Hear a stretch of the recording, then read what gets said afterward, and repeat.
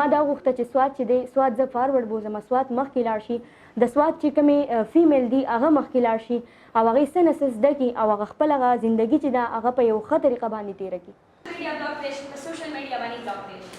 لکه اوس فیسبوک باندې څه خبر چلی نه باید تاسو بلاک کړئ. زما نوم انم رحیم دی.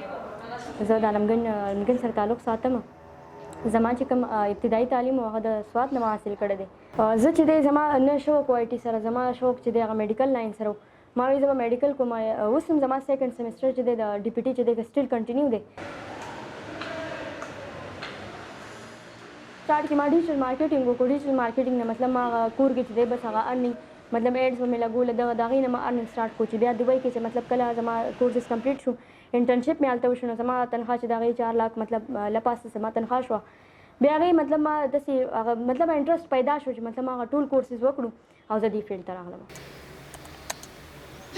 یو خو مارکیټینګ دی که نه مارکیټینګ خو سټارټ نه مارکیټینګ دی کم چې ایکسچینجینګ کېږي مطلب تا یو شیز واغستو هغې ته ما ته پیمنټ وکړو دا خو مارکیټینګ شو خو چې کله دا مارکیټینګ ته په یو ډیجیټل سایټ باندې کې سوشل سایټس تھرو فیسبوک واتساپ ټویټر انسټاګرام دی لینکډین وغیرہ دی باندې ته کې سوشل سایټس باندې چې کله ته مارکیټینګ دا زموږ سره ډیجیټل مارکیټینګ دی او ټایم هم داسې را روان دی چې هغه ټول هر څه ډیجیټل شوي دي.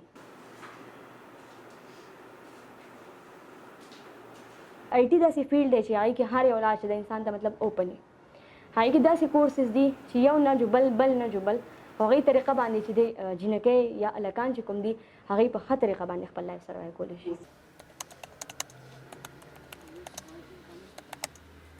دنیا جینکۍ د کورونو کې ناستې دي ښه ویل ایجوکیټډ دي خو مطلب د هغوی څه دی د هغوی چې دی پیرنټس اجازت نه ورکوي بهر تلو دپاره نو هغې د دا کورس زده کړي او خپل هغه ټیلنټ او خپل هغه چې کوم صلاحیتونه دي کوم چې خپل هغه کوم جذبې دي د هغوی هغه دې برقرار وساتي او دې فیلډ ته دې اپلای وکړي او زما شانې څنګه چې زه راغلم دغه شانې راشي مخې ته.